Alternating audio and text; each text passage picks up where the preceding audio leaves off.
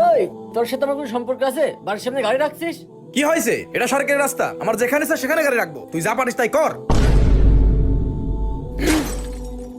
আগে ভাই ছিল, এখন শত্রু হয়ে গেছে। ওর ঠ্যাং তো আমি আজকে ভাঙবই। এই সালমান, কই তুই? একজনের ঠ্যাং ভাঙতে হবে। কি হচ্ছে কি? ফোন দাও। বাবা, তুমি ভুলে যেও না, তুমি যাকে আজ মারতে যাচ্ছ সে আমার চাচা এবং তোমার ভাই।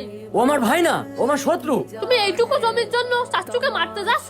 আরে সামান্য না, 100 বিঘা জমি। তোর দাদা এই জমি আমার নামে লিখে দিয়ে গেছে। আমি এই বাড়ির বড় ছেলে। সবার বড় তো আল্লাহ। আর রাসূল সাল্লাল্লাহু আলাইহি সাল্লাম বলেছেন যে আত্মীয়তার সম্পর্ক ছিন্ন করবে তার স্থান হবে জাহান্নাম। বাবা, কোনো কিছুই থাকবে না।